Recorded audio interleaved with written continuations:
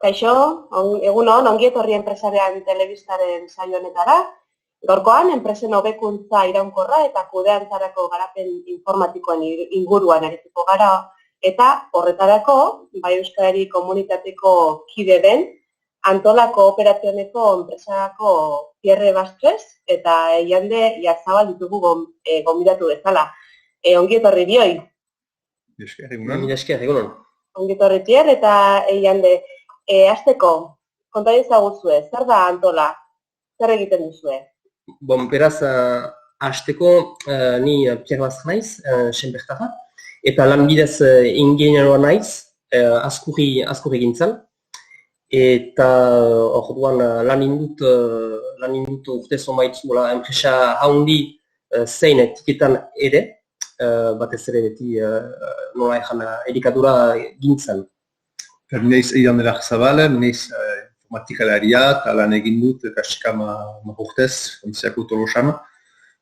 Besteak beste Airbus igazkin gintzan lan egiten duen enpresan edo haien azpitratatzailean zat. Orduan, badu lau urte sortu dutela Antola Kooperazion aholkularintzarako enpresa, eta gure helburua da bi arlotan aritzea. Arlo batetik, orduan, hobekuntza industriaren aritzea, eta bertzaldetik, garapen informatiko azkarrak eta egokiak garatzea. Hau da gure eskaintza komerziala, gutxi goiti baiti. Eta orduan gure bezeroak hemen gaini dire, orduan Eskoregian, zein Frantzian ere. Orduan, hau da gutxi goiti baiti nor garen. Eta zein da zuen berezitasuna? Badiozu zuen egunean, ez da, lurraldeari, lekukosaleari, eta zuen bezero bakoitzaren enpresa kulturari atxikiak zaretela. Zer da hori? Azaldi duzu pixka bat, zuen berezitasuna hori zer den? Jaguzki bihitzez, eta Aiande eta biak aritu izan gara enpresa handi batzuetan, eta huartu gara nola ezan jakintza izigarri garrantzitsua zera enpresetan, eta hemengo enpresa gehienak, nahi dut eskolegikoak edo ipar eskolegikoak, ez dire hain handiak eta ez dute bortxaz harik eta jakintza izaiteko barnetik. Orduan, berdita izkera kanpoko jakintza ekarri enpresen barniat, baina ez dute bortxaz, nola ezan, harik ez, eta gure eskaintza da enpresa tiki eta ertain horieri behar duten jakintza, izan dain antolakuntzan, izan dain garapenetan, jakintza hura emaitia eta nola ezan, modu egokienean eta nahiko presio honian. Hau da gure estrategia, ez, gure eskaintza. Txat maiteko kasu batzu, enpresa batean, badakigu informatika ezinbestekoa dela, izan estokak kudeatzeko, edo bezeroak, edo bertako lanak kudeatzeko, eta badakigu informatika oso erabilkorra izaiten aldela, baina gehienetan enpresetan erabiltzaileak ez zira informatikaliteak, beraz gure lana da entzatzea ulertzen enpresen beharrak zein diren, haien osoki erantzun on batek hartzeko, eta urbileko informatika erabiliz, eta tresna arruntak erabiliz, enpresek erabiltzen dituztenak, Excel eta Access erabiliz, hola bezeroak sigitzen dute erabiltzen eien usaiako pantaila, baina orain bete beharrak optimizatuz. Eta gure bertzen horrean, orduan, aipatu dugun bezala, gure estrategia bi zutabetan datza, bat da antolakuntza orokorra hobekitzea, eta bertzea da barorei gabeko egin beharrak automatizatzea informatikari esker. Orduan, gure berezitasuna da bai, enpresa handienetan indarrean diren metodoak edo egin moldeak enpresa tiki zein ertainetan ere txertatzea. Batez ere, ez dakit, aitu duzun hitzuntaz, baina lean metodoak indarrean jartzea, hola bihitzen ze. Lean metodo horiek garatuak izan dire Japonian, bigarren munduko gerraren ostian, eta gara jartan Japonia eskasa handitan zen eta uartua zien beren ekonomia arrakastatsua izan dain, behar zutera ez gehiago lan egin, baizik eta hobeki lan egin. Eta zer? Bai. Bai, eta zertan data metodologia hori? Nahiko zentzu unezko metodoak dire, lehen biziko urratxa da enpresako metodo edo prozesu guzien margotzia, modelizatzia, eta ongi aztertzia, jakiteko nun diren baroreik gabeko urratxak edo egin beharrak. Eta urratx horiek kentzia edo murriztia. Eta enpresaren emaitzak hobekitzeko. Eta langileak ere hobeki lan egin dezaten. Beren lan zama horrekatzeko, eta bar. Eta orduan, estrategia hoi erdiesteko nahi bali mauzu da langile guziak elkarreteratzia eta adimen korektiboa sortzia. Erabakiak albezain ongi hartuak izan daitezen. Eta bakotsak bere jakintza eman dezan erabakitzeko prozesuan.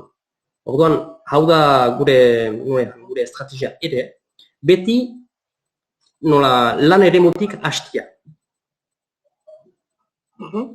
Eta enpresa batek nondik hasi beharko luke horretan, edo bere eraginkortasun hori handitzeko, nondik hasi beharko luke? Lehenbiziko urratxa usu da, burutik hasten da. Burutik egan nahi dut, buruzagiak nahikaria izan behar dute beti hobekio aritzeko. Eta bezero beharrak gerozta gehiago, gerozta hobekio erantzuteko. Ados? Hau da lehenbiziko urratxa. Eta gero jokoa edo desafioa edo alderdirik zairena da nahikari gura eta edatzia enpresen barnean, ez? Eta hori egiteko langileak eta aktore guziak behar dire, behar da fidatu, eian adimenaz, eta nahikari gura behar zaiote eman. Eta antolakuntza behar da egokitu norabide untarat.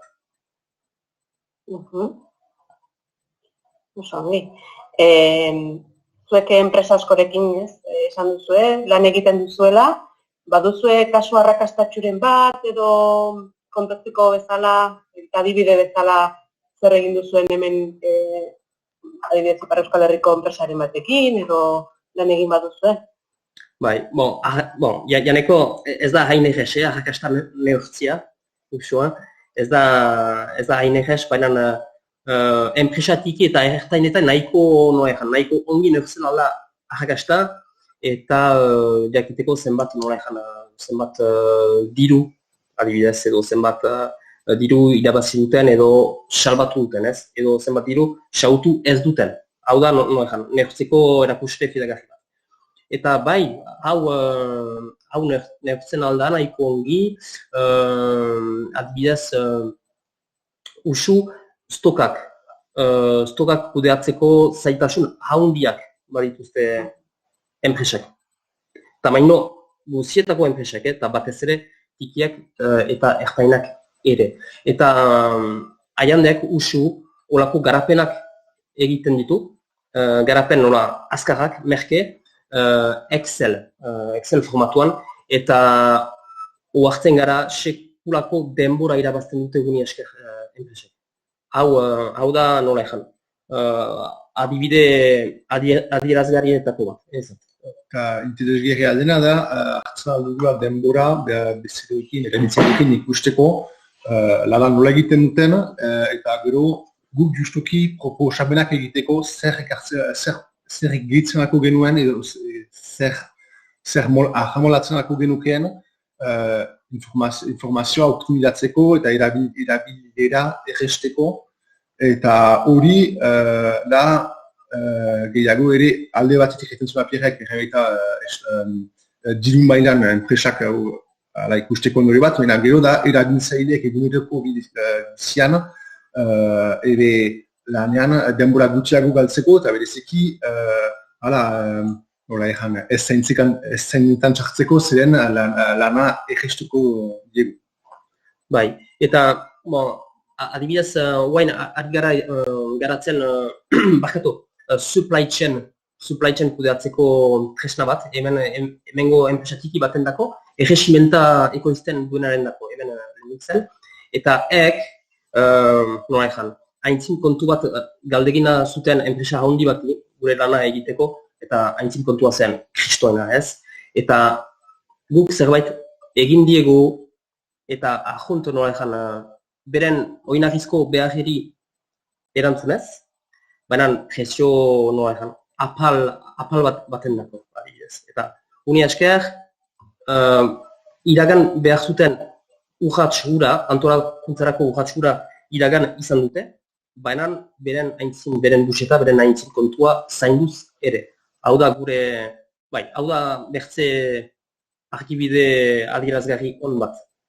Bai. Formakuntzak ere eskaintzen dituzu, ez da? Ze helburuekin eta norentzat dira formazio hori? Helburua beti usaiakoa da. Helburua da gure jakintza emaitea, hemengo enpreseri, eta hek lehiakortasuna irabaz dezaten, ez? Eta orduan gure formakuntza, gure ikastaroak beti bi zutabetan dire, orduan hobekuntza industriala eta bertzia informatika, orduan Excel formakuntzak proposatzen ditugu, eta hemen badugu hitzarmena ere, hemengo ingeniaritza eskola batekin STIA bidarten dena, ek badute hitzarmen bat Mondragoneko unibertsitaterik.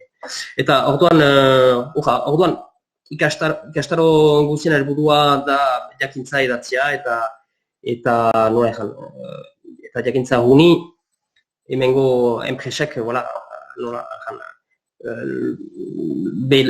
eian lehiakortasuna begira dezaten.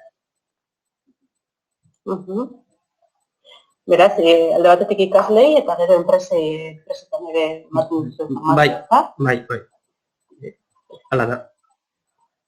Oso ongi. Beste zerbait gaineratu nahi duzuen, esan gabe gelditu dela edo aiande? Ez dakit, mila esker hainitz, gomita hura duzatuik. Nik nahi nuke adibide bat eman, nik egin nuen beraz Frantziako Tolosan, eta lan bat izan zen ikustea horako enpresa handi batek maiten zuten plantan ERP famatu bat, SAP, baina eguneroko bizian erabiltzaileek zuten ongi menperatzen eta denbora hain sautzen zuten, eta nire lana izan zen justuki egitea Excel pantaila bat, bezeroek erabiltzeko erreski usea zuten bezala, eta nik lotura egiteko gero SAP-ekin. Eta hori da beraz, ne ustez adibide hona, erraiteko tresna ahuntekin goi maileko gauzak egiten aldirela, edo erabiliz tresnak baizik, edo eginez lotura beste tresna batzuekin. Bueno, ez duzu galdetu, baina zuek bai Euskadi ziurtagiria ere baduzue. Pentsatzen dut Euskara lanean txertatze hori ere zenbaitetan garrantzitsua izango dela. Oso. Guretako lehentasun haundinetako bat da. Eskorak bere lekua izan dezan edozoin bizitako ajota. Izan dain familian barna, izan dain familiatik kanpo, eta batez ere lan munduan. Hemen ahon gaizki gara, aldeuntaik. Eta hau nahi dugu behiratu eta hau nahi dugu ere gure bezeroeri pitat edatu. Zeren eta bezero zumaitu eskoldu nahi dire, bertze haunitz gutxi edo bat ere ez. Eta orduan haldugunetan entzatzen gara pitat eta eskora saharaztia ez, gure ahemanetan. Niretzat pertsonalki hori zen ahaziona etortzeko berriz Euskal Herrira eta lanera, lan egitera, zen justuki Euskal mundutik urkundu nintzen eta plazerekin berrizta hori naiz, eta hor, Euskal arloan lan egitea zinez garrantzitsua da niretzat. Oso ongi, Pierre, Jande, plazer bat. Atsegina izan da, mila esker aniz. Bai, eta mila esker eta hurrengora arte. Bai, laster arte. Arte. Vale.